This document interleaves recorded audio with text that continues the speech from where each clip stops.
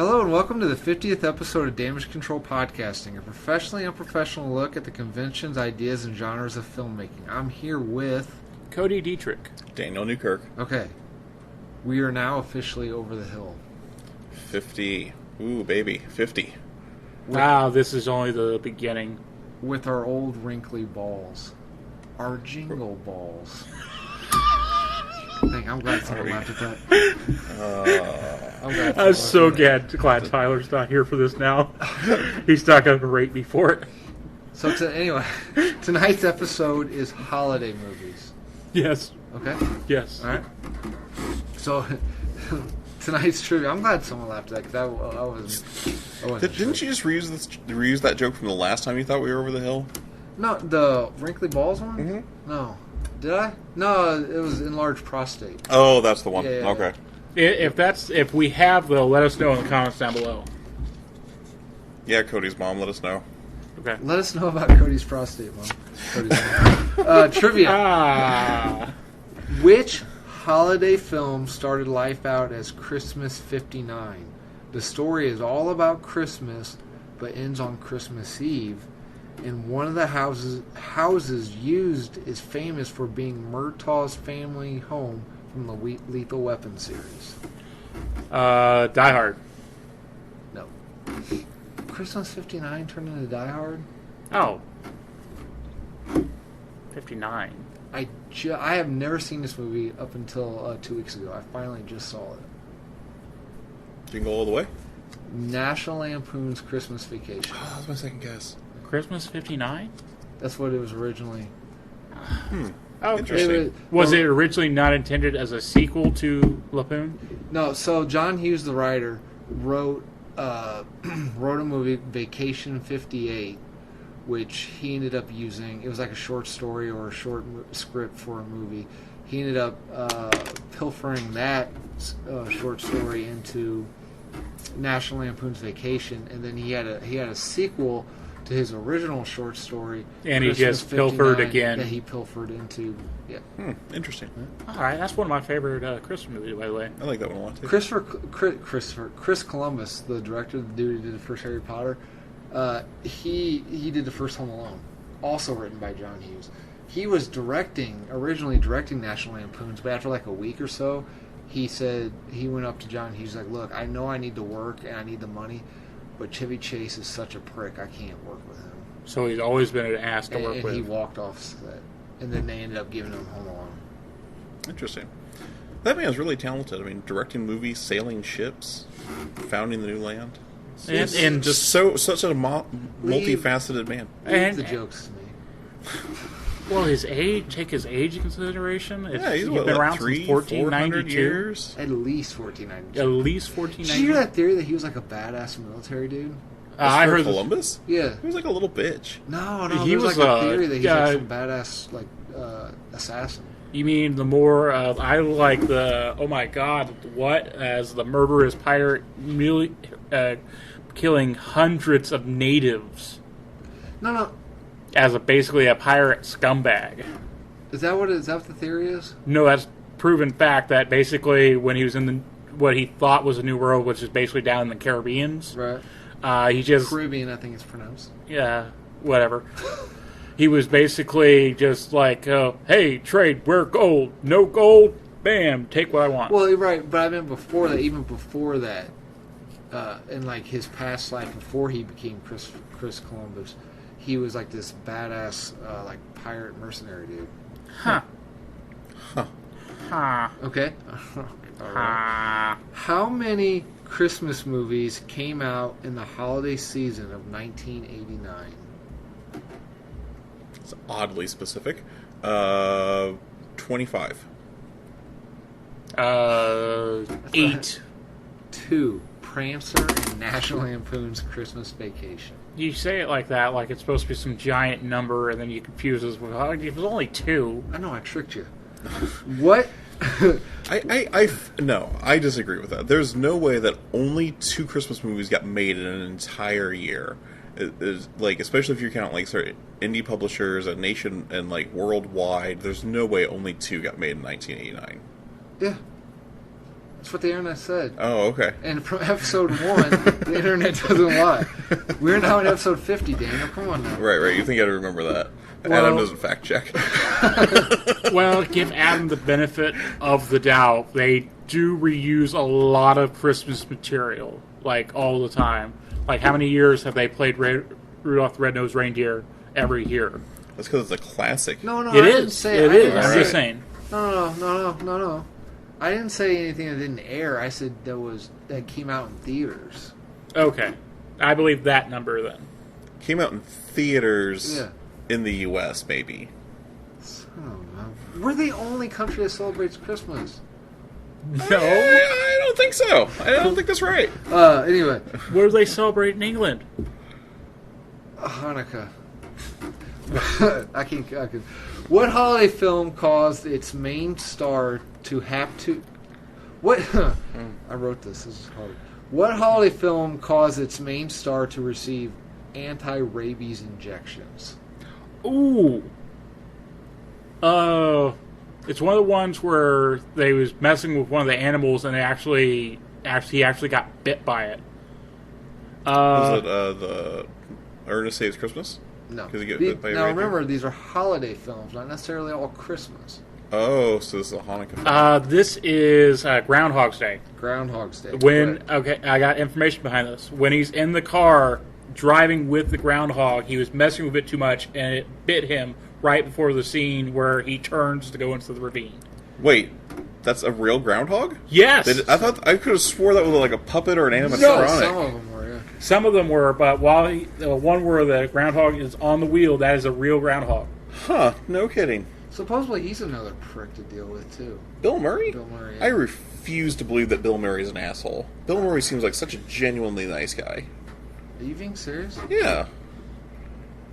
I can't.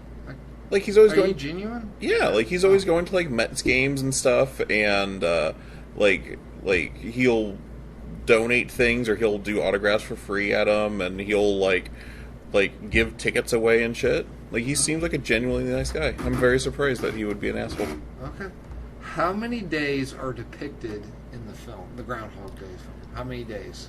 This is up for debate because, Yeah, there's a pretty hefty montage in there. It's got to be like 300 something. and some theories are that it's more than that because you can't realistically learn how to play a piano with not being like a natural savant within just 300 days. I don't think the way he is playing it. So one of the theories I read that is he's actually been that way been in the loop for years. Not with how many stories are actually just depicted in the film. Not Oh, how many. Yeah, okay. In the film. I think 79. Okay. You need to go under, by the way. I'm going to go 35. Holy shit, 38. Hey! The Harold Ramis originally wanted the Bill Murray character to be trapped for 10,000 years because there's a YouTube video on it, but his thinking was groundhogs usually live for 10 years, so he wanted Bill Murray to be trapped for 10,000 years. Okay. There's a YouTube it if you. I think Matt Pat does a theory on it in his film theories. He has I'll have to look that up. Well, he might not be Matt Pat, but there's a thing out there because there's game theory. Then I know there's a film theory. Yeah, Matt Pat does film theory. Yeah. Yeah, I think he has an episode on Groundhog Day. I am looking that up right now.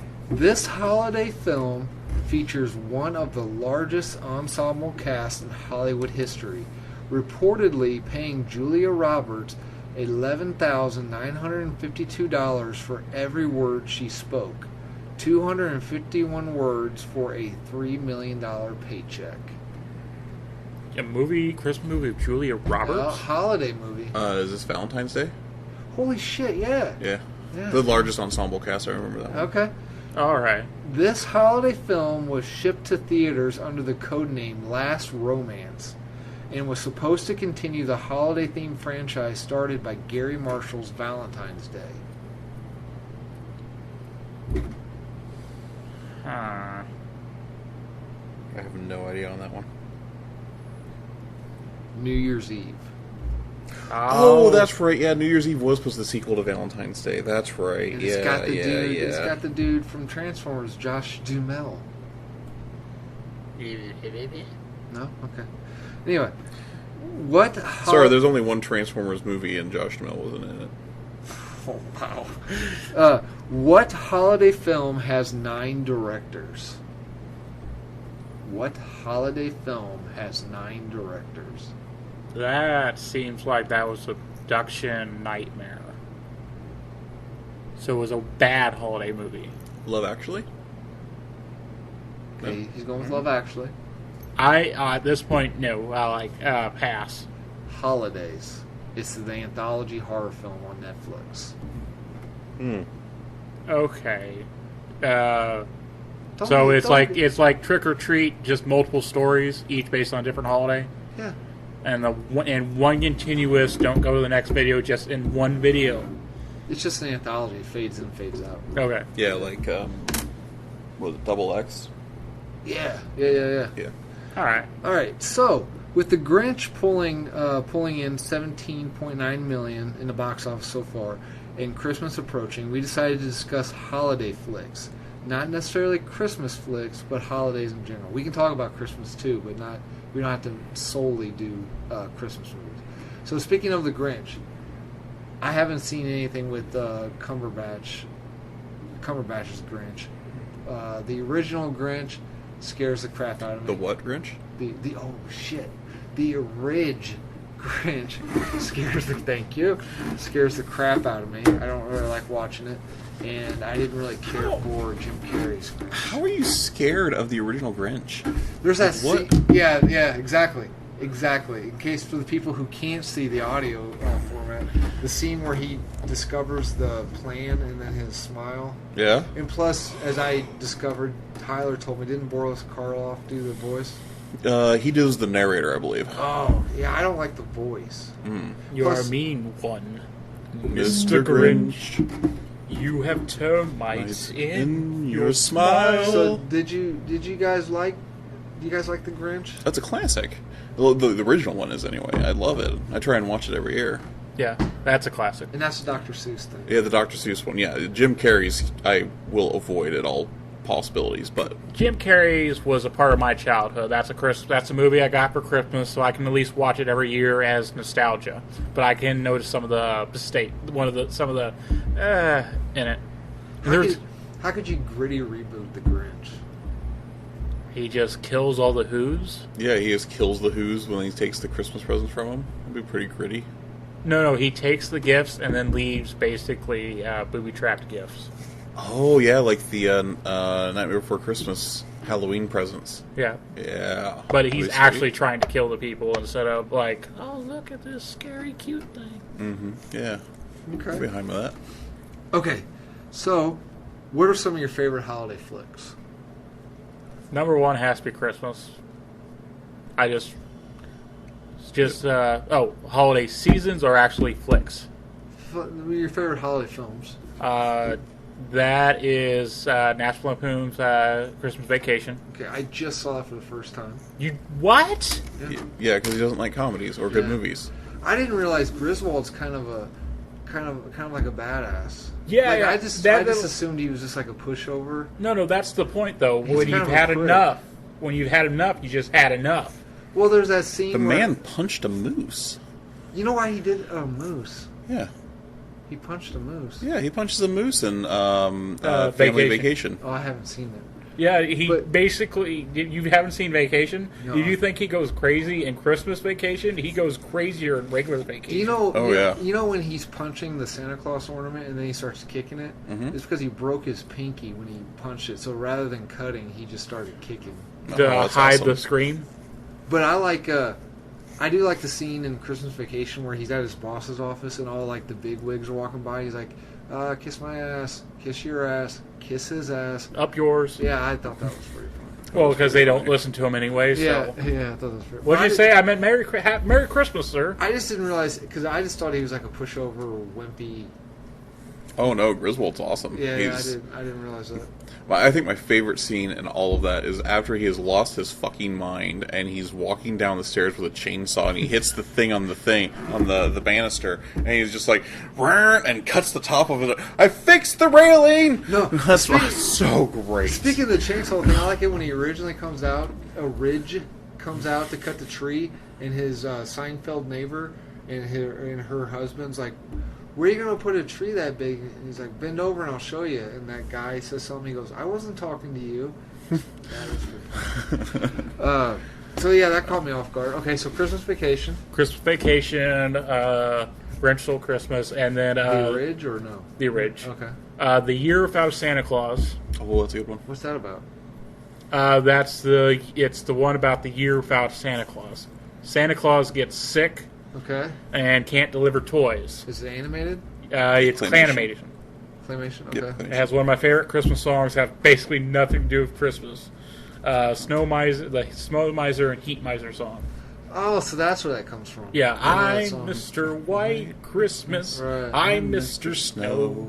Well, his name's Mr. White Christmas, so it No, has some- his name is Snow Miser. Yeah. He said, "I'm Mr. White Christmas." No, he's making the thing that he's the reason for a White Christmas because he controls the snow. Oh, okay. Yeah. Yeah, so the whole plot is that for whatever reason they have to make it snow in North Carolina. I think it's lower than that. Is it South Carolina? Yeah, Is it has to Alabama be. or something? It's like you have to make it snow. You have to prove it snows down south to prove that you're actually elves, so you can get your reindeer back. Huh. Yeah, and Snow Miser and Heat Misers are brothers that hate each other, and he's trying to convince Heat Miser to let Snow Miser put snow below the equator, basically. Mm-hmm. Even though that's not how technically it actually works anyway. But basically, they got a line where I'm allowed to put snow up to here, but no further. Well, the Earth's flat, so it should work. Yeah. So, Daniel? If we're talking holiday movies or Christmas movies, none of them hold a candle to Muppet Christmas Carol. That's a classic. I watch it every year with my family on Christmas Eve. There's no way you can improve on a Charles Dickens Christmas Carol unless you use Muppets. Exactly. It's so good. And it's got Michael Caine in it. It's so well done. I forgot my favorite, third favorite, and that is Frosty the Snowman, the original animation one. Right, okay. Yeah, Frosty was a great one. If we're talking about not Christmas movies, Groundhog's Day is a classic. That's absolutely fantastic. Yeah, I think those are my two favorite ones. Also in the Christmas genre, I mean, Christmas Vacation's great. I'd always have a soft spot for Rudolph. Yeah. There's a lot of controversy with Rudolph right now this year. What is that? There's still What was that one? Let's see. Dancer says something like, this is the claymation one. Yeah. Dancer says they go out to look for Rudolph or something, and Dancer says, "You just stay here. This is man's work." Santa is seen as a bully. Santa's a super nice guy in that movie. The elf that wants to be a dentist, apparently his obsession with teeth stems from like serial killer type antisocial behavior. Rudolph, what's the deal with Rudolph? I think one of the things is the bullying thing. That's aspect that's in the movie where they bully Rudolph because he's different, and then now that you have something we want, now we want you. But there's something, but there was something that Rudolph does that makes him. His nose starts glowing red when he gets close to the female deer, and that's like a sign of it, or basically an erection thing that they're trying to compare to. Right, but actually in reality, female reindeers have redder noses. They don't have glowing red nose, obviously. But isn't that weird? Like, there's another one. Like they're trying to get the song "Baby It's Cold Outside" banned too because. Now there is some creepy shit in that one. Like, agreed. But yeah, I understand. Like, there's some people that just need to relax on that kind of thing. Yeah, like, it was made during. But there's creepy shit in like Kanye West songs. Oh, no, that's acceptable because they put a rating on that. Just if you don't want to listen to it, don't listen to it. If you don't want to watch it, don't watch it. Don't ruin it for everybody. Yeah, I agree with that. Like, turn it off, move on to a new radio station, switch movies. It's fine. And I guess Charlie Brown Thanksgiving special got under fire to the only black character in the Peanuts world was sitting on the table on the other side of the table by himself in like a rickety old lawn chair. Okay, that's just... Heck, I sat in a lawn chair when I was at my sister's Thanksgiving this year. You make do with the chairs you have. You think sometimes people just like look too hard? Yes. Yeah, definitely. There are some legitimate complaints in the world. I don't think any of those really are. And I think one of the big problems is that everyone assumes that we should be looking at things in a modern light. You need to look at these kind of things in a more understanding of the period. And understanding, like, intent. Yeah, sure, Dancer has a misogynist line in Rudolph. But that movie was made in the era where men were kind of expected to be misogynist. And then, also, just because Dancer has a misogynist attitude at some point, he's never glamorized for that. If I remember right, he actually gets relatively, like, he doesn't really do much at all in that movie. Like, he goes out looking for them and then never finds them. Yeah. It's Yukon Cornelius who saves the day. And speaking of that, in your hero Mad Pat, did you see the one where he proved that Yukon is Santa's lost son? Yes, I very much liked that one. I sent that to my dad because his dad loves. That pissed my mom off. Oh, really? Because she's one of those people that doesn't like she doesn't like any sort of like fun or thrills on anything. It's like it is what it like. This is really gonna make people dislike my mom, but she has no problem. She has no problem with gay people, but it's because she has gay friends. She's got no problems. I'm making it worse. Yeah, anyway, you are. But anyway, big fan of Harry Potter. Mm-hmm. She now dislikes the Harry Potter universe because she feels like J.K. Rowling has made Dumbledore gay just because it fits in with today's society. And I said, Mom, first of all, she said she always thought Dumbledore was gay. Second of all, it's not like he's Second of all, it's an imaginary character, and who cares? And just read it in your mind. If you don't want him to be gay, just read it in your mind like he's not gay. Yeah, in the book, it's not like he's looking at Harry's ass, like saying, "You've grown fine, Harry." Well, like she explains I've dropped my wand over there. Can you pick it up for me? He dropped his what? Wand. His penis. First of all, J.K. Rowling said gay, not a pederast.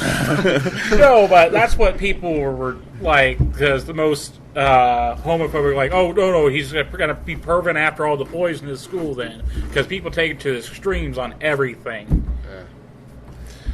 Yeah, I think it's, like, until there is a defining scene on a character's sexuality, I just kind of assume that every character's sexuality is up in the air. So, like, until, like, if I'm watching Teletubbies. No, I'm sorry, that's a bad... say I'm watching, like Arrow on CW. Until they show Oliver Queen, like, going after a woman, I'm going to leave his sexuality open until they tell me what his sexuality is. You know, he spends a lot of time for that one character. I'm sorry, I don't know anything about Arrow, but who's the black guy? Diggle. John Diggle. He spends a lot of time with Diggle. I know that much. Mm-hmm. No, honestly, I'm sure consciously I don't even think about people's sexuality. I'm heterosexual, so probably for the most part, I'm heterosexual. So I'm probably... It's the way you hold your drink sometimes, we can tell. So probably subconsciously, I just assume everyone's heterosexual until it's proven. I'm like, oh, okay. You know what I mean? Like, I'm like everyone. No one's judgmental.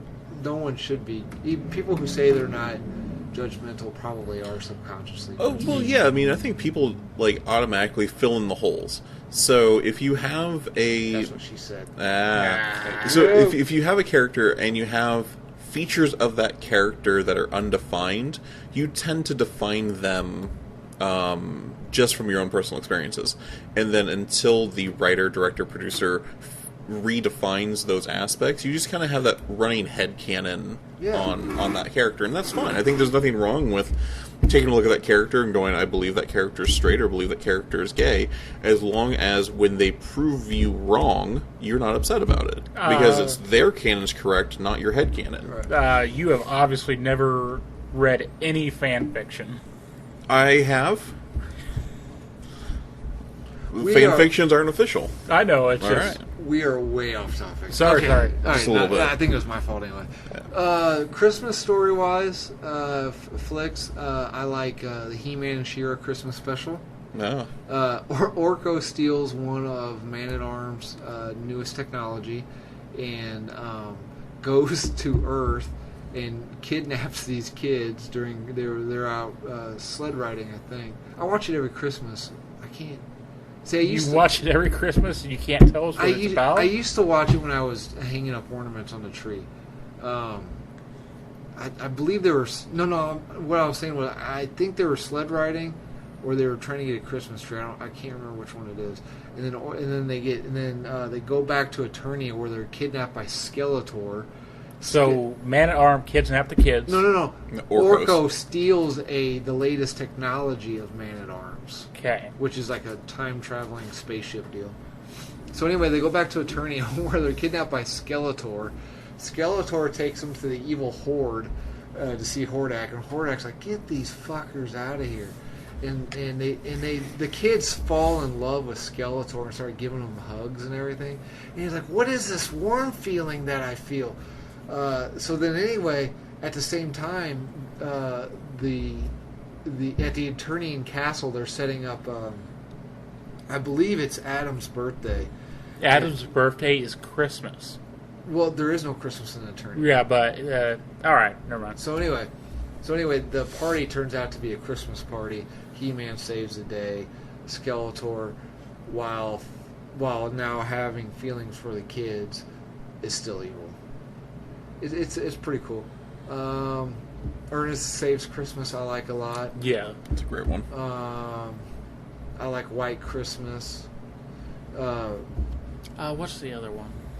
No, that's the one. Yeah. The California Raisin special is another great one. Yes, with the dinosaur hosts. Absolutely, the two dinosaurs. Where they're arguing over the wassailing or waffling. Yep. No one can sing that song right through the entire thing until the very end when the angels show up. That one pretentious dinosaur, he's like so happy when they finally yeah, I like that one a lot. There's a really cheesy, really bad horror-themed film that came out in 2012 called Silent Night. It's got Donald Logue and Malcolm McDowell in it. It's got a Santa Claus with a flamethrower on the cover. It's just pure... It's ridiculous. It's just pure cheese, and I like it. I watch that a lot. There's also a Swedish film called Rare Exports that kind of takes the Christmas mythos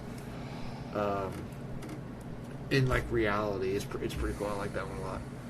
A couple of my favorite cartoon ones is the Kids Next Door's cartoon I used to watch when I was younger, about the kids next door who basically are a secret unit of kids fighting the illness that is adults, because adults is a disease that turns. Right, yeah. But what's awesome about this episode is they mix Santa Claus with the X-Men.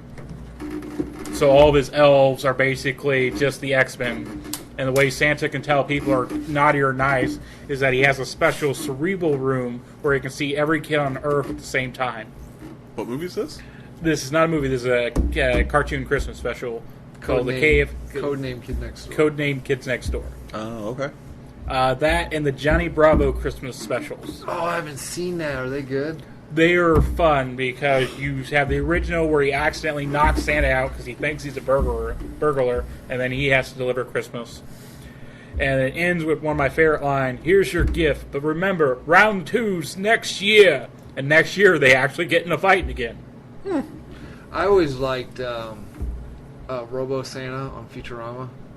Oh yeah. I always liked that, and American Dad's got like a pretty good running mythology of Yes. Christmas that I like a lot. Non-Christmas movies, it's once again it's really cheesy. A really cheesy slasher film called Valentine's or Valentine's Day. I think it's called Valentine's. Is that the one It's where got it's in a mining town? No, that's My Bloody Valentine. My Bloody Valentine. No, Valentine. That's got David Boreanaz. Right before Angel started, or right after Angel hit. He had good hair then. I don't really like his hair now. See, man, what other non-Christmas holiday films? Yeah, see, that one's hard. That one's really hard. That's why I proposed this topic to Adam and you guys last couple weeks ago. Yeah, so here's a question. Nightmare Before Christmas. Yes, What kind of movie is that? it's a Christmas movie. It takes place on Christmas. Part of it.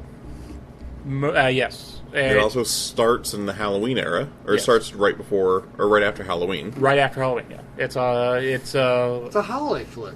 Yeah, it's a holiday flick, but is it a Halloween movie? Is it a Christmas movie? I'd just call it a holiday flick. No, Sure, when do you watch it? Let's make an amalgam of Halloween and Christmas. You watch it. I got it. You watch it in between. Oh fuck yeah! You watch it in between Halloween and Christmas. You watch it on Thanksgiving. It's a Thanksgiving movie? Boom. All right. Ah shit! Another non-Christmas holiday film. There was a late '70s, early '80s slasher film, New Year's Eve. I don't remember anything about it. April Fool's Day. Did you guys ever watch that? No. It was alright. Yeah, this is a hard one. Is there any good Easter movies? There was that that Hop movie. I think it had Russell Brand. Oh, that was... It had Hugh Laurie as the dad. yeah. You didn't like that one? Did you see it? Yeah. It was hard. Basically, it was all cliches. Well, I think for Easter movies, I don't think we can continue on without talking about Ten Commandments. I think that's a kind of a quintessential Easter movie, even if Yeah. you're not religious. my famous is number 5. My favorite is number 5. It's number 5. I have no idea. I don't know. Like usually Easter, my family either watches the Ten Commandments or the Jesus of Nazareth. Ten Commandments. That's the NRA dude. Charlton Heston. They blew it up, them damn dirty apes. Is that right? That's the one, yeah. Okay, Charlton Heston. okay. I've never seen that. Born on the 4th of July. No, that's not about 4th of July, though. Shit. Yeah. Rise of the Guardians. It's a DreamWorks movie. Oh, yeah. It's Oh, DreamWorks movies where they basically Avenger, basically a bunch of holiday people. Yeah, that one was cool. But technically, yeah. That one was actually pretty interesting. It had Isn't Watson as the villain. Isn't the bad guy the turkey or whatever from Thanksgiving? No, the bad guy is the boogeyman, Pitch Black. Oh, okay. It's What am I- Riddick from Pitch Black. No. His name is Pitch Black. He's the Oh. boogeyman. Gotcha. And he's voiced by the guy who played Watson and Robert Downey Jr. Sherlock Holmes. Oh, Jude Law. Jude Law, that's it. Okay. Okay.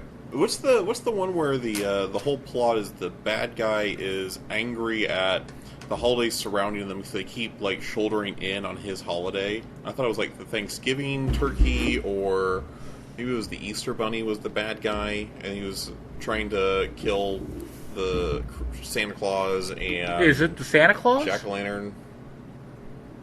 Is it Santa Claus, the Tim Allen one? No, Actually, it's wasn't animated. Actually, wasn't that was the plot of Hop, right? When they're No, Hop was basically the bunnies are in charge of Easter, but bunnies don't lay eggs, so they have chickens that actually lay the eggs for them. And the that's chickens right. are like, why isn't this holiday? Chickens lay eggs, not bunnies. I know what movie you're talking about. What the hell was that? Yeah, I don't remember. I thought it was Rise of the Guardians, but it must not be. No. There was another. There's actually a Thanksgiving one I can actually think of now. It was either Turkey Day or something. Basically, it's about turkeys going back in time to stop turkeys for being the meal in the first Thanksgiving, so they're not genocide throughout the ages as the Thanksgiving Day meal. Hey, they get pardoned every year. Well, one gets pardoned. It's actually about the one pardoned turkey. He goes back in time. Oh, really? Yeah. That's awesome. Yeah, with a genetically super turkey. Is it Arthur Christmas? No, I don't think it's Arthur Christmas. Arthur Christmas was Santa. Good, but Yeah, Arthur Christmas is the one where Santa's job is technically passed down from father to son, and Arthur Christmas is like the not necessarily black sheep, but he's the goofy one of the family, not really meant to take over. Is it animated? yeah, I'm pretty sure it was animated. I thought it was like I've never heard. CG. I've never seen it, but it sounds interesting. Yeah, because I thought I could before the podcast I would have put good money that it was Rise of the Guardians was that one. Hang on, let's. Yeah, that actually sounds. No, it's not Rise. Rise of the Guardians, because I remember I've seen it like within the year. Rise of the Guardians is them fighting the boogeyman. There's something with a similar concept as Rise of the Guardians then. Like that sounds like a plot of like an old cartoon I used to watch, but I don't think it'd be something you've ever seen. No, it's newer. It's newer. It's in the 2000s or maybe early. That's gonna drive me nuts because that sounds really familiar. Yeah, we're going to find. If you know what movie I'm talking about, let us know in the comments. Send me out of an email, tweet at me, somebody, because this is going to bug the hell out of me. Or just listen to silence as we. Okay. Anyway. Okay. So back to the script here. What are some holiday movie tropes? Most of them are mainly Christmas movie tropes. What are some holiday movie tropes? Somebody learns the true meaning of it. Okay. Yeah, everyone. You have that one sourpuss that learns to like the holiday afterwards. Okay. All right. Something goes horribly wrong. But you can say that about every movie. Yeah, but that's a very major trope in holiday movies. Like National Lampoon, he didn't get the bonus. But he did get the bonus. No. He kind of forced it. Yeah. What was it? And Grinch Stole Christmas. Oh, he actually learned to love, so he didn't destroy the gifts. Okay. All right. They've got Saving Christmas. Whether the protagonist is saving the actual holiday or saving the holiday for a particular family or group. Yes. Okay. What If I Were Dead / Never Born? Yeah, that's only on like one of them. that's White Christmas, right? It's No. Christmas That's Carol and Christmas Carol, and then the one with It's a Wonderful Life. It's a Wonderful Life. That's the one I was thinking about. I guess it counts in Christmas Yeah. Carol. All right. Okay. All right. Becoming Santa. Nah, that's merely just the Tim Allen ones, isn't it? Well, there's also the one with the skinny Santa Claus with the red hair. What? The put one foot in front of the other. That one. Well, technically, that like the OG, the Ridge Santa becoming Santa. Okay. Exactly. He's still becoming Santa Santa. comes to town. Oh, is that? That's it. Santa Claus is coming to town. That's the one. Is that The one where the Yukon's turkey dad? tries to take over? Hmm? The turkey tries to take over? What?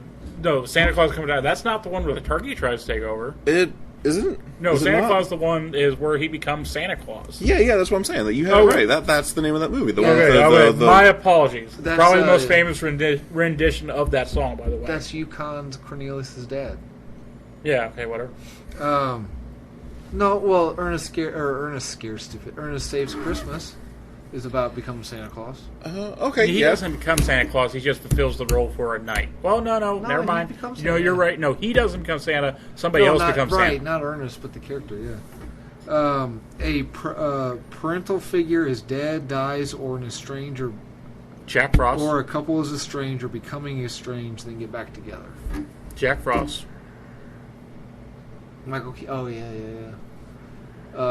Yeah, it always seems like there's got to be a mom or dad that dies, and that causes the love of the holiday to die, Right. or the divorced couple, or getting divorced couple.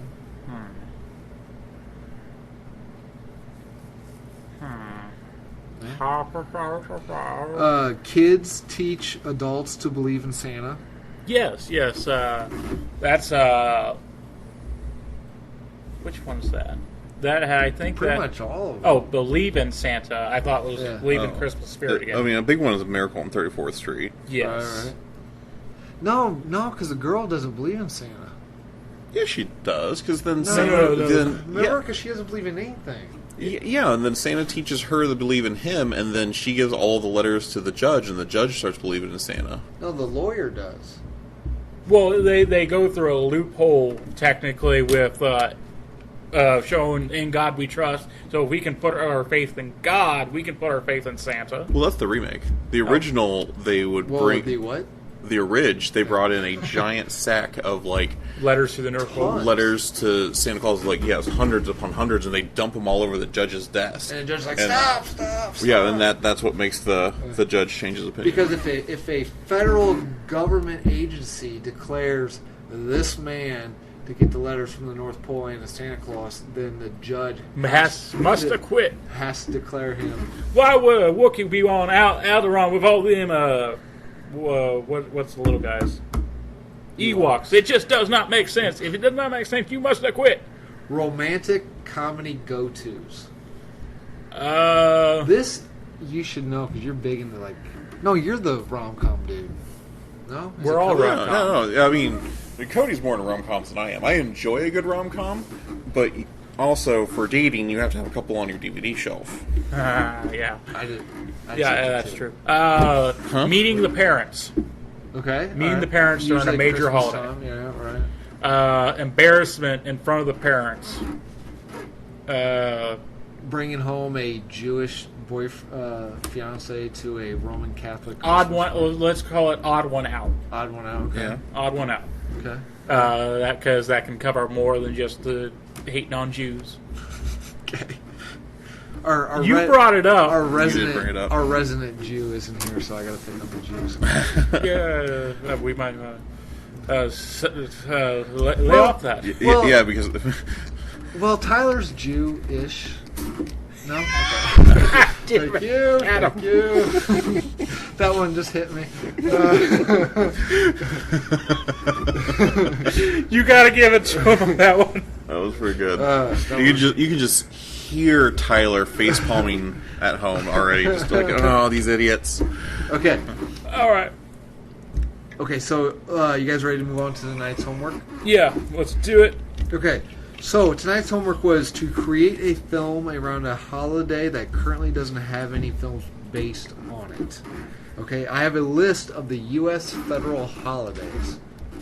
Okay? Mhm. So let's just bring... Cody, go get the whiteboard here. All right. Oh, damn it. One of the wheels fell off. Okay.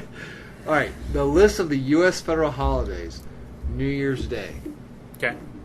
New Year's Day. Okay, I will pick... Oh, no. I actually got a... I'm gonna say, yeah, I picked a holiday. Oh, you did? I did. I thought that was For the mine. homework. Yeah. Oh, okay, You go. sent us homework to make a holiday. Okay, yeah, go ahead. Who Like, wants we to can first? still do this, but if we come to a particular one that we actually already have, we can go into our spiel about it. All right, Yeah, fair enough. all Did right. anyone pick New Year's Day? No. But The Family Man's technically a New Year's Day thing.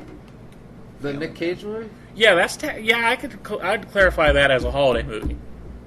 Because it's got the tropes, he becomes a family man, then it all gets taken away from him. And that was the hardest part about that movie for me. Because there's that scene where the girl finally accepts him, like, glad to have you back, Daddy, even though he's not technically her father in a sense. And she's like, I don't want this to end. I don't care about money anymore.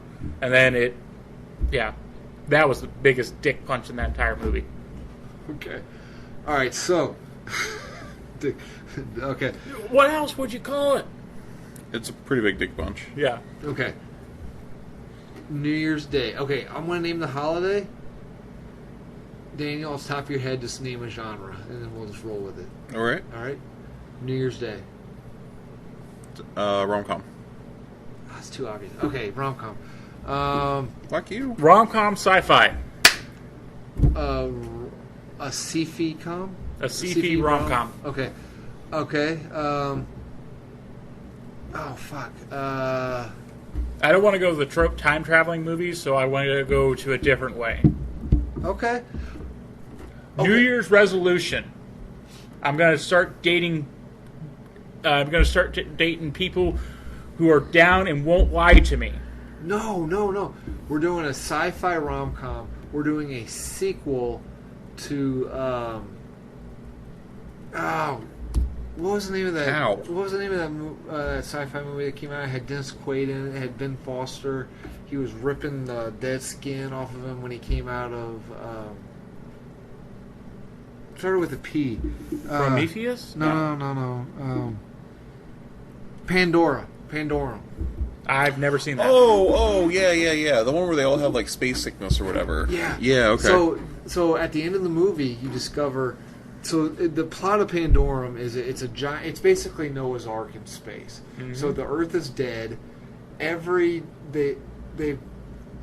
literally shot up one spaceship and. They shot up one spaceship, and one of the captains suffered Pandorum, which is a sickness you get from interstellar space travel. And he jettisoned all the space pods and all the humans and everything. So Earth, discovering this, sent up one last ark of humans and seeds and animals and everything. So anyway, the whole movie takes place with Ben Foster and Dennis Quaid waking up too early, and when they wake up out of their what do you call it when you go to sleep? Hypersleep. Hypersleep. It's when they wake up in hypersleep, they like pull off their dead skin because their skin cells. Anyway, their skin cells have been building for basically years now. Right. So anyway, they wake up and they discover they woke up too early. Well, there's a twist I don't want to ruin, but anyway. At the end of the movie, you discover that they're not in space. They've actually landed on the planet they were supposed to, and they were underwater the whole time. So the two surviving members are Ben Foster and the lady. And they have to be Adam and Eve. Right. So, no, there's other humans that survived and everything, and the seeds and the plants and everything. At that point, I'd say, no, there's nobody else around. It's just me and you, baby. So anyway, the sci-fi rom-com is them on this new planet. They have to start a new calendar, so why not start on New Year's Day? Just start from day one. Yeah. That should be the tag, starting from day one. Yeah. All right. Okay. I like that a lot. Okay. All right. Inauguration Day. Oh, that's a horror movie. Ooh. Okay, so we start with the inauguration of our current president. Mm-hmm. No, I'm just joking. It's pretty scary. No. It could be a horror movie, but it's like Inauguration Day, and then bam, dimension opens from a demon world, and basically demon inaugurates itself as our president forcibly. Oh, maybe he possesses the oncoming president. So it's like The Omen. The Omen actually happens. He'll rise to a position of power, and finally, when he gets his hand on the nuke codes, all right, we're going to start doing things my way. Okay, so Armageddon comes true. The apocalypse happens. The apocalypse. He summons his army of apocalypse from hell. Okay, all right. Martin Luther King Jr. Day.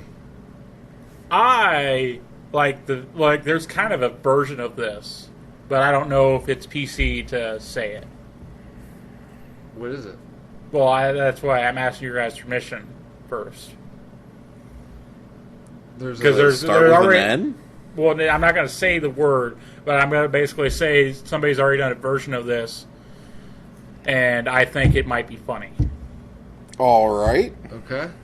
Basically, Boondocks did an episode where Martin Luther King...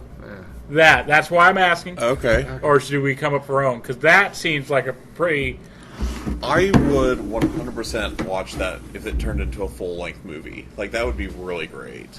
Were you a fan of the Boondocks? I did. I really enjoyed the Boondocks. Okay, all right. The race jokes get a little heavy-handed in some places for me, but overall, it's really funny, and I probably shouldn't be laughing at some of the stereotypes they perpetuate, but they're that self-deprecating stereotype humor, and I get a kick out of it. It's really funny. So if you don't know what we're talking about, there's an episode where they have an alternate history of what if Martin Luther King Jr. had not died, but instead was in a coma, and he comes out in modern day and looks around and sees the society as it is, as well as African American culture where it's at, and it expresses what they think his opinions on today's society's attitudes towards African American men are, as well as what his opinions would be at the current African American culture. And it's a very interesting watch, in addition to being legitimately funny. Okay, fair enough. Like, I like that idea as a full-length movie. Like, probably never get funded, but... No, it would... Well, you got Tyler Perry on the project. Oh, God. Okay, all right. George Washington's birthday. Oh, that you got to do a war film for. Like, that'd be sweet to get a classic Revolutionary War movie. Do like a live-action version of that painting, Crossing the Potomac? To keep in with the holiday, they find his original journals from the time period or something. So it's like Princess Bride, where you got the dude reading the journals and then it flashes like back finding it wasn't all like the whole spiel about him cutting down the apple tree. That was all propaganda. Finding out the undersigned society of stuff back then. Wait, so my major question is this: is he a vampire hunter? No. That's Abraham's job. Yeah, that was a pretty cool concept, and I kind of liked that idea a lot. That was very interesting, just mashing ideas together. Okay, all right. Memorial Day. Memorial Day. I'm gonna go horror. Okay. Memorial Day horror movie. I'm thinking zombie apocalypse. Oh, yeah, you could do that. That's a cheesy way out. Yeah. No, I'm thinking you do, like, you have, you make it like a PTSD movie, where you have, like, this guy comes back from war, and he's okay, like, he's trying to be okay, and then something sets him off, and he gets sent back to whatever conflict he came from, and, in his head, yeah. And, then you're dealing with the fallout there, because he's not, like, he's ill, he's not a murderer. So it's like almost, so it ends up in like a Waco, Texas style standoff, where he thinks he's in Iraq shooting at the enemy, but he's actually the SWAT team or whatever. Right, and that gives you a really interesting way that you could create and shape the story around him, where maybe people realize what's going on, and he's not just a serial killer, he's not just a mass murderer, and they realize, hey, this guy's just mentally ill, he needs help, so they're not trying to just kill him. So you have a villain who isn't villainized. You have an antagonist that you start with through the movie, and then you have characters who are actually trying to help him. I smell Oscar bait. It could be interesting. Who? Tom Hanks. No. Oh, come on. You put his name on a movie, it at least goes up the list on the Oscars. Tom rating. Hanks died in World War II after he saved Private Ryan. All right. Who can we put? What about giving Jeremy Renner? I was just thinking Jeremy Renner. Like, I think Jeremy Renner could do that very well. Reminder, who does he play? Hawkeye. Okay, all right. I like a little bit longer hair though. Oh yeah, absolutely. Yeah. Not the buzz cut. Okay. I think John Barenthal could pull it off too if you grab him right out of basically Punisher. That character. Yeah. Punisher. Yeah. Okay. All right. This one's already got a famous movie behind it, but Independence Day. More aliens, boom. No. What's that? Coming of age story. Kids rebelling against their parents. Ooh, on Independence Day. Okay. Oh, I like that. That's a good idea. So it's basically a coming of age story set with the backdrop of Independence Day, and he's got this whole spiel. They're learning about it in school, and like my parents never listened. Sort of like that one movie where they locked the parents in the basement. Yeah. Parent Trap? Yes. Yeah. That no was way. Yeah. It was Parent Trap. No. Was it not Parent Trap? I had Jamie Lee Curtis in it. Hang on. Anyway, continue, Cody. Yeah, but basically they're learning about it. It's like, if they stood up, why can't I? And then it just goes into all the kids in the town run away, and it just turns like, okay, we're going to send them in, and they like repel SWAT teams and all this stuff because the SWAT teams aren't going full blast. Oh, it's like SWAT teams like Home Alone style with Yes. like, oh, that'd be pretty funny. I would watch that. We are our own independent nation of something of the Republic of Kids. Yeah, you could even have them do like recreate like the Boston Tea Party with juice boxes or something like that. Yeah, because Lunchables. Oh, that's what it is. Their lunches. They take their lunches and throw them into the river because they didn't get what they wanted or something. And then you go another route, like they know that there's NyQuil. House arrest. House arrest. Okay. Yes. Okay. I like that idea. Labor Day. I'm picturing like a throwback to the 1950s building, like that picture of them walking on like the skies, the iron workers. Oh yeah. Do like a period piece. That'd be cool. Then do it about like the formation of Labor Day and all these workers who had like these terrible working conditions. We got either Oliver Stone or Scorsese directs it. I don't want Scorsese. He's just gonna bloody it up. Is that the Well, yeah, one? 'cause you Is gotta- that the one I'm thinking of? That does a lot of bloody scenes. Him or Tarantino. But you gotta This- have people like falling off the girders and everything. Oh yeah. Yeah, but you can do that without like so much blood. Like, yeah, it'd be more realistic. But the scene is just as impactful. Like, Tommy, and then you don't see Tommy the next day. I want to see Tommy hit the ground. They see now that's a movie that Tom Hanks should be in. I could see Tom Hanks in that movie a lot. Is he gonna play Tommy? Because I don't Sure. think he's gonna make it. Well, you know, or he could be the guy yelling for Tommy. Okay, all right. All right, I give you by that. All right, Columbus Day. I mean, we just take any mass murdering movie and make it a Columbus Day movie, really. But you really Okay. hate Christopher Columbus. Yeah, I don't like it much. This is where we put our time travel into effect. Columbus Day discovers the modern day America.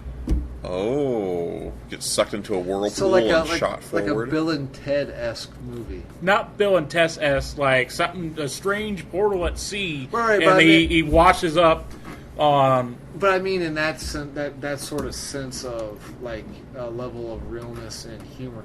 You know, there's actually in their stories of Christopher Columbus when he was approaching the Americas, he saw like little blue balls coming from following him. There's like it's in his diary that people are claiming are the UFOs.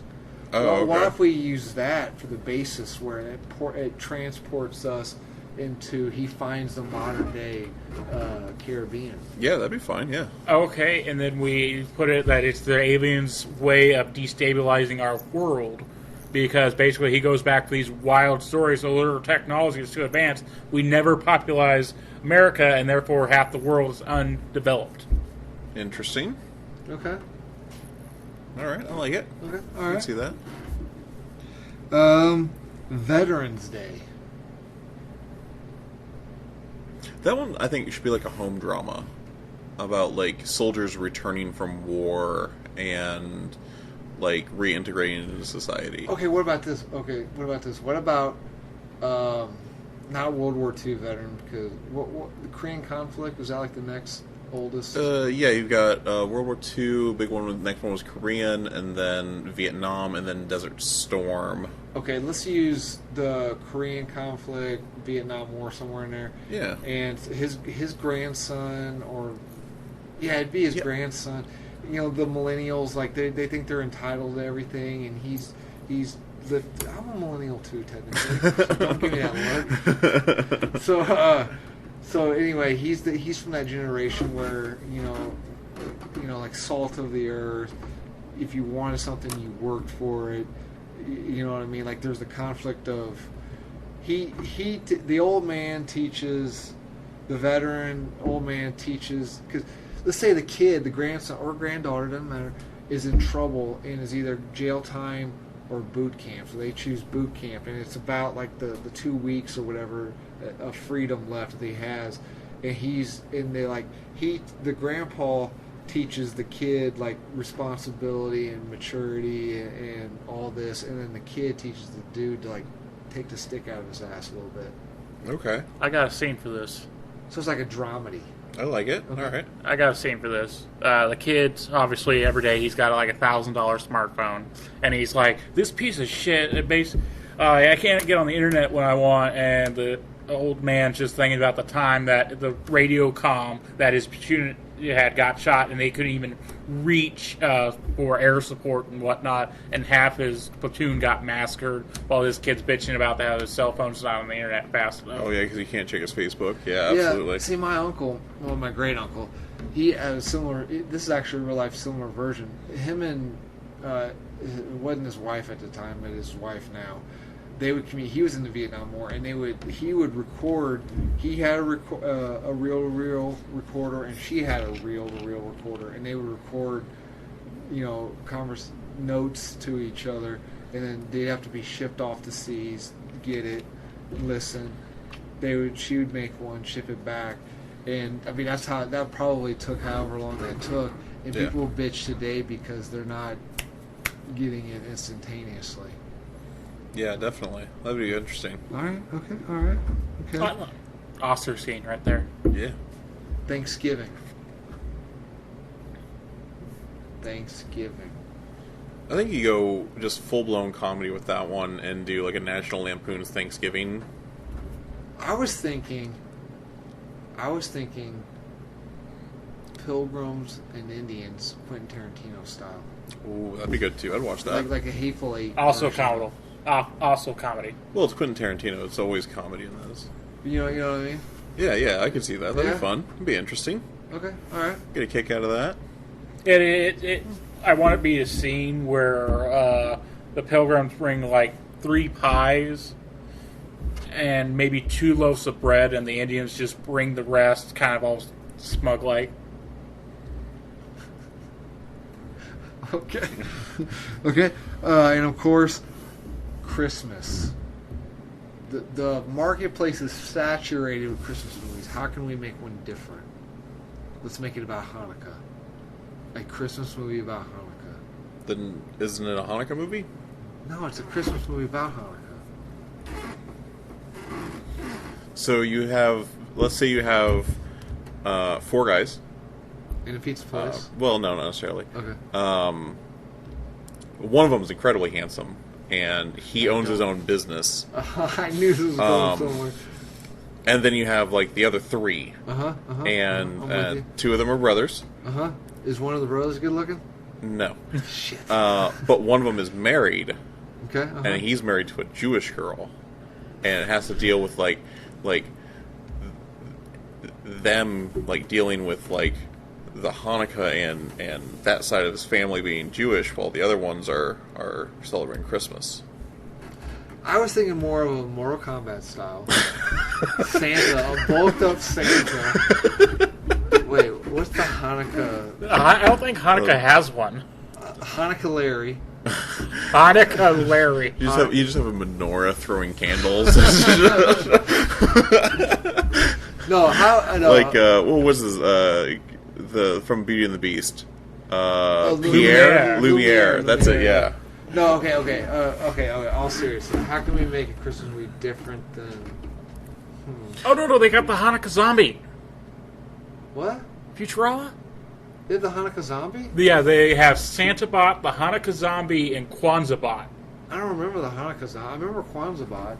Yeah, like I've been giving them the same gift for the last 75 years now, and it's always, what the hell is Kwanzaa? It's a book called What the Hell is Kwanzaa? Yeah. That's the only thing he ever gives kids for Kwanzaa. Okay. How can? See, the problem is that Christmas movies have been so overdone. Like you don't have a unique idea. Like you can't even go off the wall and be like, okay, we're gonna have aliens, and then Santa Claus has to fight them off, because they did that. Santa Claus versus the Martians. Oh yeah. So in every horror themed Christmas has been done. Yes. Okay, it's a Christmas movie, Okay. but Santa Claus is Jewish and has always been Jewish. But he's kind of stuck into his contract that he's got to do Christmas every year, and he always misses a day of Hanukkah. Because there's overlaps. It overlaps at some point, I think, doesn't it? Technically, wouldn't the stereotype be that the Jew probably wrote the contract? No, I'm just saying. It's not that it's like a contract thing. It's just like, okay, I've done it this long, but my word is my bond. I like it. And he's always like, this is going to be really racist and stereotypical. So he's going to, oh, another cookie. Why do I got to eat another? I'm sick and tired of these cookies. Okay. No? Okay. All right. Actually, I do. I like that a lot. So on that idea, there's a comedian. His name's Bert Kreischer. Okay. He's super famous for doing this routine where he's in Russia and gets involved in the Russian mob. Oh, I've seen that. He's really famous for this routine called the Machine. Right. So he has a routine where he is floundering trying to tell his daughter about Santa Claus. And his daughter's like, hey, what's the real deal with Santa Claus? And the story he makes up is that Santa Claus was Jesus' brother, and the Jews killed Jesus. So Santa, to get back at them, gives presents to all of the non-Jewish kids as a way to get back at the Jewish people for killing Jesus. And I think you could turn that into a pretty good movie, which at the end, Santa realizes that he is punishing people for things that their ancestors did a long time ago. The little yarmulke wearing bastard. It's even got like a moral to it. Yeah. I like it. Okay, all right. I like both the ideas, actually. Yeah. Okay.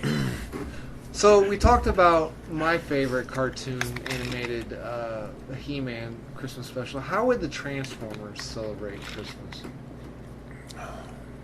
Do they have like a robot? I mean, they're all robots. I mean, do they have like a robot version of a Transformer version of Christmas? They don't, actually. Transformers is one of the few of those 80s cartoons that never got a Christmas special. That's not true. I got trivia about it later. Really? Oh, yeah. I need to find this because I was unaware of that. Yeah. Is it a modern day? I'm going to say, if it's not Generation 1, it doesn't count. I don't think it... I don't know what generation... No, it's IDW. Never mind. Oh, okay. It's IDW? IDW, yeah. Yeah, that's the comic book run. Yeah. No, like, I'm surprised you don't know about it then. I haven't read all of IDW stuff. I am still pretty far behind on their books. All right. Okay. All right. Bring it on. Okay. So, any other things we want to talk about holiday before I move on to the next section? Yeah, do you have our homework in there somewhere? That was our... Oh, That's what he thought the homework was. Did I not hit your holiday? No, you didn't. You didn't hit my holiday. Did you hit your holiday? No. Oh, didn't. well, shit. I want to hear this. Go. Okay. Go. Cody, you first. start. I said it first. Okay. No, it April Fool's Day. Ooh, okay. All right. It's got a movie, though. Yeah. Okay, we was doing obscure ones. It doesn't have like 1,500 movies like fair Christmas enough. does. Fair enough. My April holidays is straight out what the F comedy. Okay. So for the Like a last Seth Rogen type comedy? for like the last 25 years, this kid's birthday's been on April Fool's Day, and it's It shouldn't have been all his entire life. His birthday's been on? I'm getting there. Oh. The last 25 years, his birthday's been April Fool's Day every single year until finally he actually has to apply for a loan or something. He actually gets his original birth certificate and finds out that his birthday is actually not even in April. It is March 3rd. Okay. A month apart, and he's like... So his parents are just dicks? Yeah, well, no. We'll do it... I'm going to change this up a little bit. It's actually February 1st instead of April 1st. Okay. And he comes to find out that his parents were broke one year and couldn't afford a birthday party for him. Oh, so they're not... And so as instead of him dicks. being smart enough to like, isn't it my birthday? So no, that's next month. And every year it sort of happened again, so they just kept putting it off. And so he finds out that he was eligible for so much more stuff because he technically was aged up sooner than he thought he was. So that he always missed out on that. He missed out on his first rated R movie by a month because he technically thought he wasn't old enough yet, and all this stuff for his entire life for like the last 30 years. And he's just like, what else have you lied to me about? And he just finds more and more shit that his parents have just lied to him about that he's just accepted as fact for his entire life. Okay. And just like, what do you mean I have a sister? And so all this just like one after another. So what age range are we looking at? 30. 30? Yeah. What's a hot 30-year-old? Zac Efron? No, I'm thinking more kooky. Not as hot as him. Somebody that you can easily believe that... Jonah Hill. Yes. He's old, though, isn't he? Like 40s? He's 30. He could, maybe, but he could definitely play a 30-year-old. Yeah, that is my idea. He's like, I missed out on and he says it's just going to be the line. It's going to be, I don't have the movie on file, but it's going to be like, I missed out on what's the first boobs because of you. Okay. Because all his friends were talking about, oh yeah, she had such nice tits, and he's just like, yeah. I like how you whispered, and he just flat out said, yeah, such nice tits. That's my idea. Okay, where like it's just a string of lies that his parents have told him for the last 30 years that he's believed as fact. Like, what do you mean? I thought Grandma died. No, she just left Grandpa and ran off with this black dude. I'm sorry. No, I'm just laughing because I did not expect it. It was kind of, okay, all right. But, yeah, just random, like, what the F lies throughout the years. Okay. I like it. Great, yeah. I do like that. All right. Okay.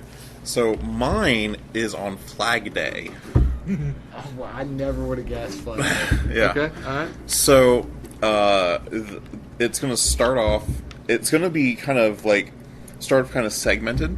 Okay. And if you've seen, like, kind of like Boondock Saints, where they like tell part of the story and then go back in time and tell a different part of the story and go back in time, that kind of thing. Like non-linear storytelling. Right, non-linear storytelling. Right. So it's going to start with this guy, and he's kind of grousing, and he's your stereotypical American with the grill and the cheeseburgers, and he's kind of angry at the world for things that didn't work out, and he kind of misplaces that anger, and it kind of comes out as racism in a lot of places. And we kind of go. What age group? What age are we talking? Yeah, 40s, 50s, somewhere in there. Middle-aged man. Middle-age crisis, maybe. Yeah. Okay. And he's got a family, he's got a wife, he's got a son. And he has this really bad interaction with the taxi driver, and the taxi driver just screws up one day, and he's late for something that was super important for him, so he just goes on this tirade about this stupid Mexican, blah, blah, blah, can't do your job right, yada, yada, yada. And then from there we cut to the Hispanic taxi driver, go back in time, replay his day, and kind of show what his stress is, and why he made a mistake on this guy's car, and it comes back to the guy who owns the taxi company, who's a Pakistani guy, and who kind of was super pressured on him for whatever day, and it switches back to the Pakistani guy, and we go through all of his storylines and stuff like that. And the Japanese businessman that owns the company. Right, and you go through changing ethnicities, jumping from story to story, and we probably do 5-6 characters like that in a 2-hour movie.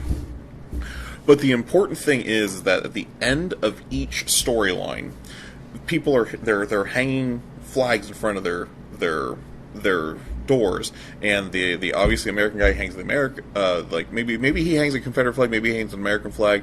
The Hispanic guy raises the Mexican flag or a Spanish flag, whatever you make it. The Pakistani guy raises the Pakistani flag. Yeah. And then at the very end of the movie, you do one of those Quentin Tarantino like litter boxes where you've got all the scenes, right, and then you see them all hanging the American flag in addition to their national flag, or their history flag, or what.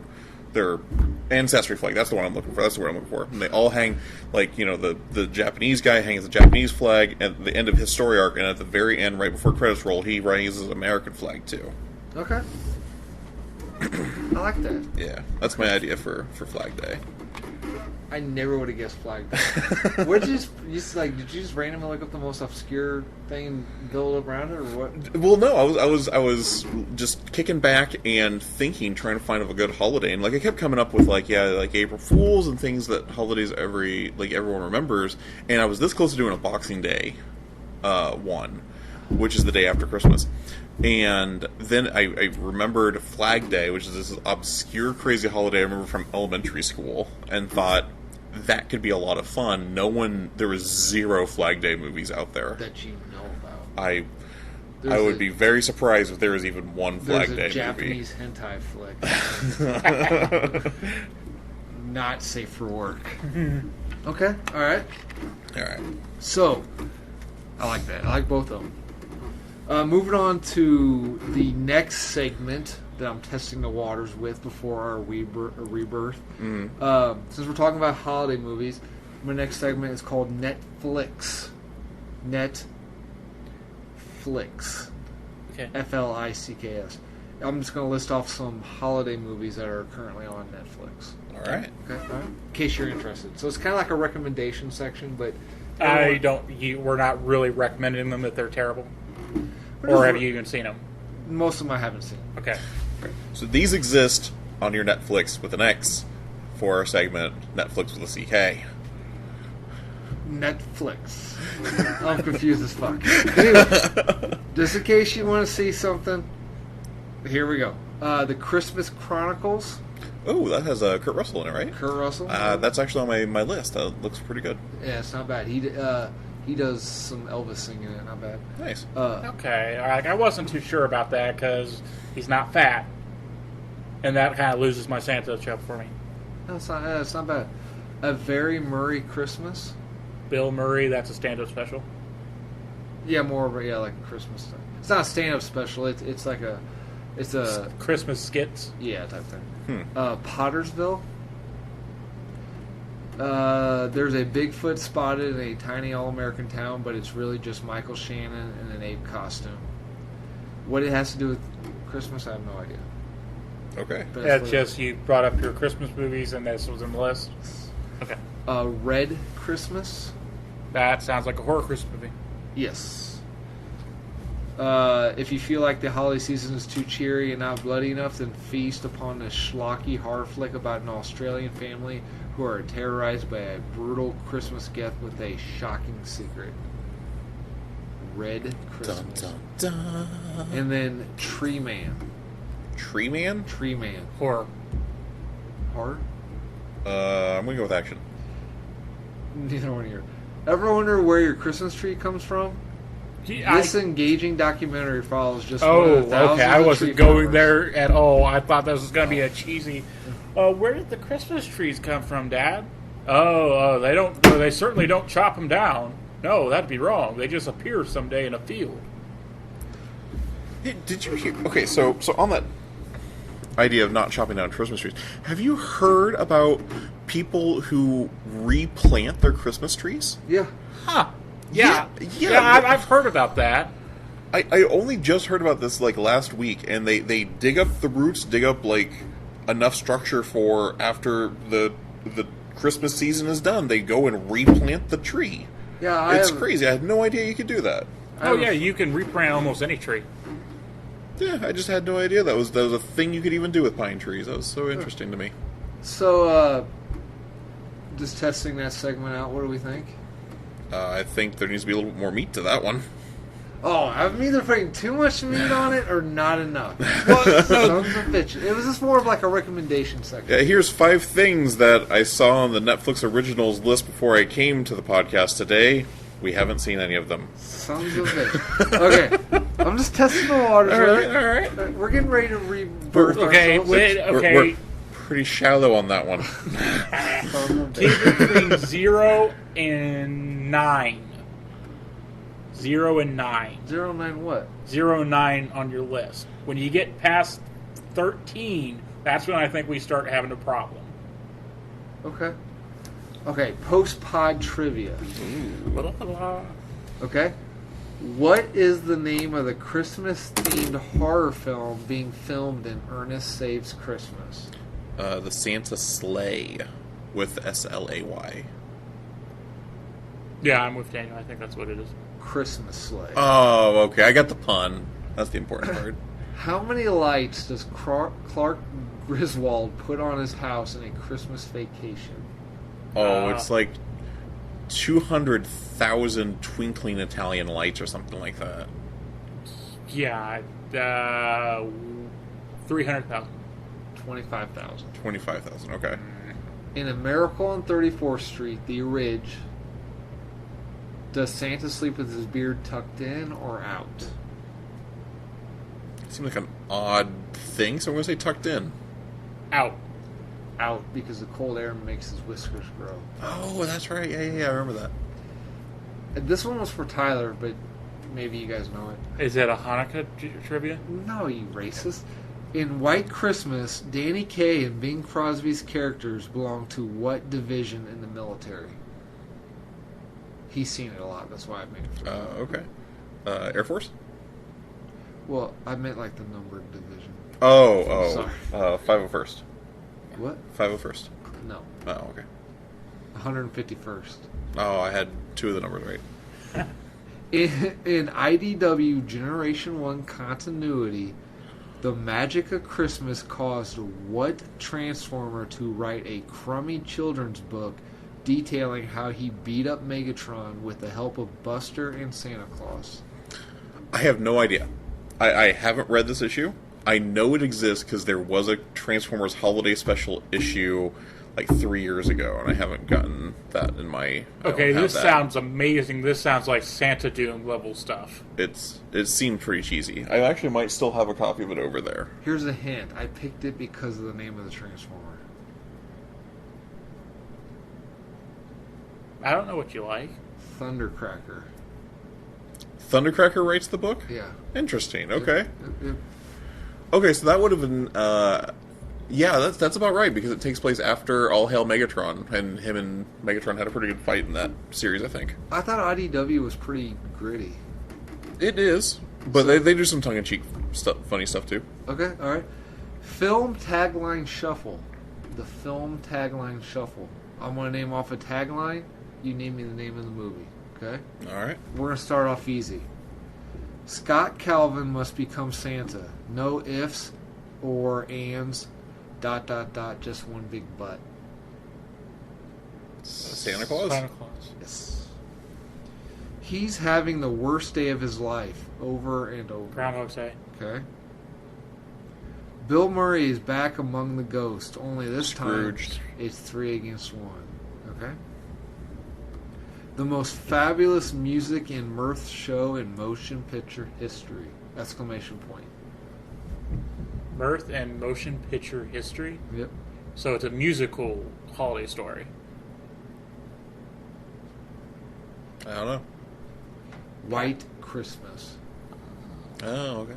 If A Nightmare on Elm Street gave you sleepless nights, or if Halloween made you jump in every shadow, or if every Friday the 13th was more frightening than the others, then beware. That was an awful tagline. I don't know what movie that goes to. That was a terrible tagline. It's like it's trying to compare itself to all these other movies. And Yeah, say it's got to be better. like My Valley Valentine or something like that. Silent Night, Deadly Night. Yeah, that's an awful tagline. He knows who's been naughty. Krampus. Nope. Oh, yeah, I would have guessed Krampus too. I don't know. Silent Night. The Santa Claus with the flamethrower. Do you have those were two different movies? Yeah. Silent Night, Deadly Night, and Silent Night. All Okay, right. last one. This is my favorite. Warning! Exclamation point. Boobs in the first second. Exclamation point. And the first It's a Wonderful Life. No. Aww. It would be. is this an obscure one? I mean, it's at an obscure. Okay, I mean, it's I'm gotta just be. gonna pass because I've probably never heard this movie. Thanksgiving. Thanksgiving. I have to find it. And only just watch the first, 4 seconds. Yes. Okay, on the news. We have time, so we're actually going to hit news for the first time in several episodes. News. Okay. Daredevil, Iron Fist, Luke Cage, and most likely the Punisher and Jessica Jones will be canceled. Well, the first 3 are canceled. The next 2 probably will be canceled. If they cancel Daredevil, Jessica Jones is definitely going to go after this next season. They will remain streaming on Netflix for as long as Netflix is up, but they will not be making any more new episodes. Thoughts, opinions? I think they are doing a wall pull here. Okay. I think that yes, those shows are canceling. I don't think they're any of the plot lines. Because all 3 of those shows left on some pretty big cliffhangers, and for them just to cancel them after they're getting a lot of really good press about them, I think they are saying, okay, these individual series are being done, and they're going to come out with a new show, let's like Heroes for Hire or Defender Season 2 or something like that. They're just rolling all these characters into a single show. But what Marvel owns it, so they have to go over to Disney's streaming. And it may be on Disney streaming. But isn't that too hardcore of a thing for Disney streaming? I don't know. It depends. I mean, there's a lot of gritty stuff on like the Marvel movies and stuff. So, I mean, is Deadpool going to be on the Marvel streaming series or Disney streaming series? I don't know. Yeah. Okay. I have a thought. We've had the snap, we've had all that, and they dealt with that in the series? No, they kind of dropped all that, haven't they? They don't even mention the event anymore. Yeah, they do. Do they? Yeah, they still mention the incident, and they still reference the Avengers and stuff every once in a while. Okay. But no, they haven't done anything with the snap, which I really was surprised with. I kind of expected something with the snap. Well, what if they are graduating? Oh. Instead of no longer being on the fringe in the Netflix, they're actually going to be integrated into the actual universe as backup. I would lose my shit if Endgame had... That brings me to my next bit of news. The Avengers 4 Endgame trailer. Thoughts? I like it. It has a pet peeve of mine in it, which is they do a reveal in the trailer, and it pisses me off. Because we see a pretty clear shot of Ronan, and then Ronan taking his mask off, and it's obviously Hawkeye. Yeah, but then they already... But I thought that was old news. I thought Jimmy Renner pretty much came out and said he's being Ronan. I think he came out and said he may have, but it still would have been a really nice shot not to include in the trailer. And just show us Ronan. Who's this cool ninja guy? Yeah. I really thought... What I was blown away by, which is something lame that no one else would probably like, it's really pretty... is the shot of the Nimbus, or the Nimbus, it's fucking Futurama, the shot of the Milano looking... Are they in the Milano? I assumed it was the Milano. Maybe it's not the Milano. But it's whatever ship Stark and... Nebula are in. You're really far, just way off in the distance, you see the Milano and you see like a star cluster. I thought that was a really pretty shot. Yeah. I really like that shot. Yeah, it was a sweet shot. Other than that, I didn't really... I'm kind of staying away from... I got a lot of questions, and like always, they leave you begging for more. Yeah, I love that we got a shot of the Scarecrow armor. That was pretty sweet. Yeah, that was pretty cool. Then the big one is, how the hell did Scott get out of the zone? They're going to have to explain that, yeah. And they can't be just like, oh yeah, I found my way out. No, they explain. Yeah, they are going to have to explain how he got out. So they're going to solve the snap with time travel. That's going to be lame. No, I don't think so. I mean, one, do we know that? And two, I think we always kind of knew that because, I mean, Doctor Strange saw the path through the Time Stone. Okay. All right. So I don't think anyone's going to be surprised with this time travel. Okay. Do we think any other baddies will come in? There's been some art of Annihilus. Okay. That would be interesting, but he would be an odd character to throw in on that. I think you just leave it as Thanos being the bad guy. Speaking of the Endgame, she's not in the trailer, but what do we think of Captain Marvel's new trailer?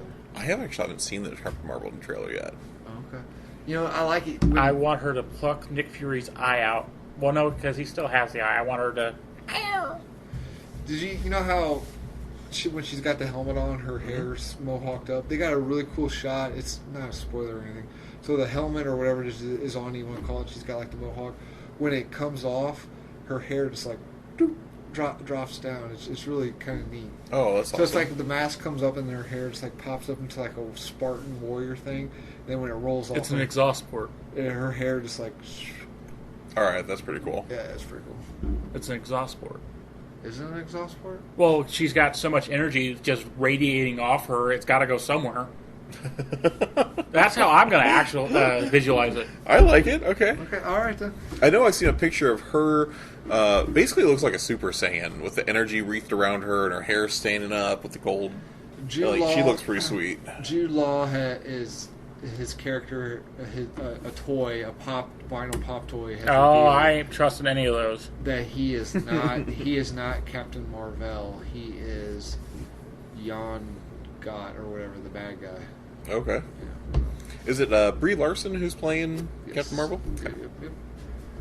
Okay. Paramount is moving forward with their G.I. Joe franchise reboot in a Snake Eyes solo film. Okay. Thought, no, wow, we don't care. Okay.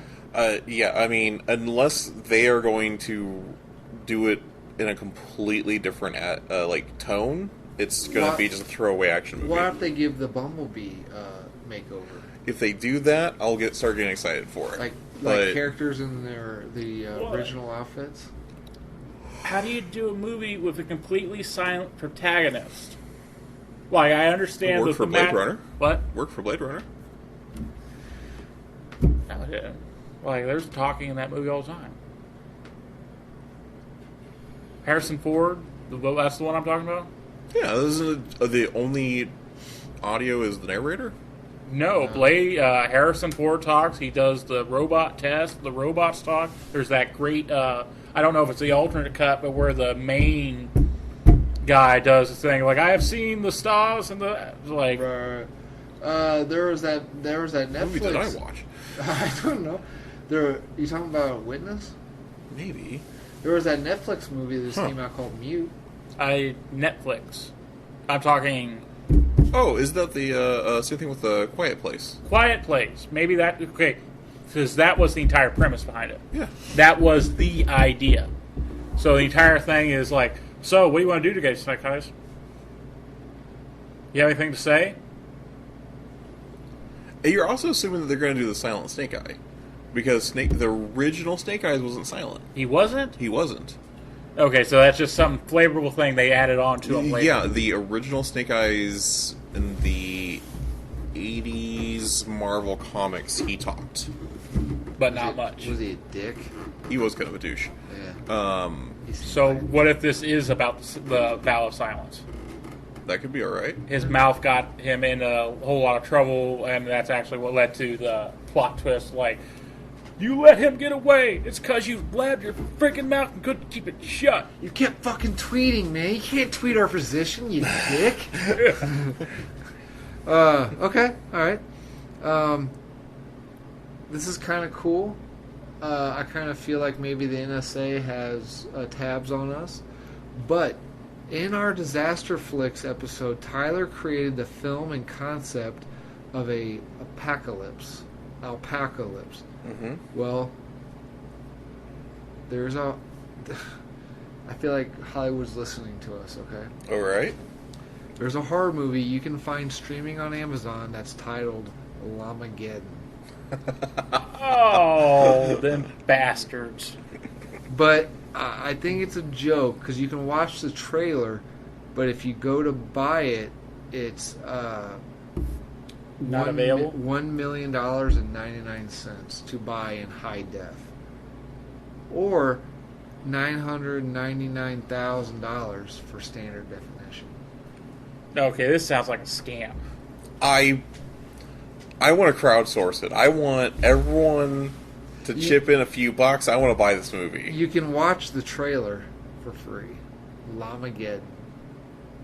I feel like we're being listened to, and people are pilfering our ideas. That's how all great things start. I mean, it's not quite as good as Alpacalypse, but it's still pretty good. A killer llama from outer space crash lands on Earth and begins raining havoc on a group of unsuspecting college students. So it's a alien llama? It's what it says, yeah. So into this movie. Why does it cost $1 million to watch? Wait a minute, that may not be right. Yeah, $1 million. Yeah, yep. Okay, Huh. so when one of us wins the lottery, if this is still up, we're going to do it and call it a freaking bluff. Okay. Agreed? Agreed. Pat. Yes. Okay, I'll get the knife. Okay, All right. all right. So, any other news that anyone wants to talk about? No, I don't think so. I think Okay. we hit all the major points. Birthdays. Kirk Douglas is 102 and still alive. Who's Kirk Douglas? I'm seriously asking. I'm not good at names. Fuck. His son is the original Ant-Man. Oh, he's Michael Michael Douglas' Douglas' dad. dad. Huh. Does he look like him? He goes, God, what the fuck is that famous Spartan movie? 300? No, I'm Spartacus. No, I'm Oh, Spartacus. so he was the original Oh, Spartacus? Spartacus. Yeah. What did I say? That's what it's called. It's Spartacus. Yeah, You yeah, couldn't think of the name of yeah. the movie. Dame Judi Dench. Who? Dame Judi Dench, motherfucker. All right. Emma from Skyfall? From the James Bond I haven't movies? seen Skyfall. The From fuck any is- James Bond movie. I have not seen any of the Daniel Craig movies. Before Daniel Craig. Yeah, he was in some of the She was in some of the Brosnans. I may have seen some of the Brosnan ones. The fuck is wrong? Toby Huss, birthday today. You may know him as the white guy that voiced the Asian Khan Supanusenphone on King of the Hill. Ah! He also voiced Cotton Hill. Oh. Okay. I miss Cotton. All right. Margaret Hamilton's birthday today. You know who that is? What she's famous for? She sounds familiar. The Wicked Witch of the West. The Ridge. Okay. Oh, yeah. She like, seriously hurt herself during that Yeah, movie. she got real hurt in that water splash scene. Huh? This is for you, Daniel? Yeah, the scene where they splash the water on her and there's flames that erupt around her. No, that's... She got super burned. No. Well, yeah, that happened, but that Yeah. wasn't the water scene. Was it not the water scene? No, that's the scene where she disappears in smoke in the Munchkin Village. Oh, okay. Yeah, she got super burned on that one. That's got why hurt she was bad. riding the broom, I think, side saddle. She hurt her butt? No, she, like, caught herself on fire. So why would Yeah. she be riding a side saddle? So she wouldn't have to spread her legs over the broom. She could just sit and keep stuff off her leg. Yeah, I do know that it happened on the first take, and they had to use that take because it's not perfect. Like you can see that they needed to reshoot that scene, and she's like, "No, I'm not fucking doing that again." I want to YouTube that when we get done. I will do it right now. This is for you. Kurt Angle's birthday today. Oh yeah, Yep. happy birthday, Kurt. John suck. John Paragon. You know, he's famous for being Jambi in Pee-wee's Playhouse. I'm not a Pee-wee guy. What? Oh. No, I'm serious. I was cartoons all the way as a youngin'. I hated live action stuff Daniel, as a come on, kid. you know who Jambi is, don't you? Nope. The Is that only the refiner? Pee-wee thing I saw was Pee-wee's Great Adventure. My Pee-wee was all the Oh, Cheech we and all Chong know movies. about your Pee-wee, dude. Trey Cool, the drummer for Green Day. Oh, okay. Okay, all right. And then stunt woman today, Stephanie Epper. She did stunts for Total Recall, The Ridge, and Commando and Blues Brothers. Okay. All right. Anything else before we come into a close? We're actually going to be on time today. For the first time ever. Is it Sorry, the I'm pulling up. first time I'm in pulling up forever? footage of the Wicked Witch getting hurt here. I'm not going to watch that live on air. Why not? We got time. Yeah, it's 4 seconds. All right. Let's watch it. See, I'm just gotta find it here. Yeah. Is this just stills of people talking about it, not actually gonna show the Yeah, movie? I have a yeah. It might be the commentary that they did a while back about it. Yeah, okay. So we are not gonna watch that on air because I found a bad video of it. Man, you love Asian porn. I do. Look at all that stuff. What the hell? That's not a chick with a dick. That's a guy with boobs. I mean, is there a difference? Yeah, there is. Is there? I mean, is there? Is there? This might be it here. Ding dong, the witch is dead. No, it's already over at that point. Yeah, I was trying to see if they...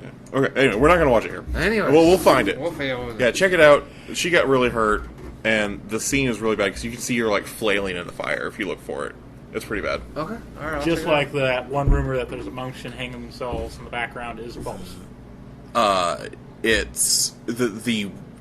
That's actually there, but it's not, like, the munchkin who hung himself. It's like a shot of the light. That's weird, but you can see the thing hanging. Yeah. Okay, alright. Do you seriously still have Bellatrix Lestrange as your background? Yeah. Is that okay? Well, it's not the sexy pose, it's the... I think that's sexy. You don't think that's a good look? No, not particularly. I think it's good. Alright, anyway. Alright. She's turkeying up. Okay, Daniel, hit the closing. Okay, so Damage Control Podcasting would like to thank two of our new followers on Twitter, The Language of Bromance and Jays on Santos. Language of Bromance is a local Missouri podcast that we might be collabing with here in the near future. Keep an eye on that.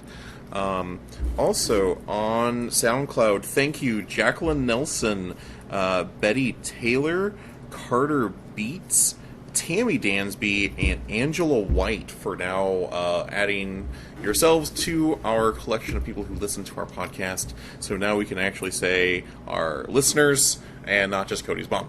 Thank you very much, guys.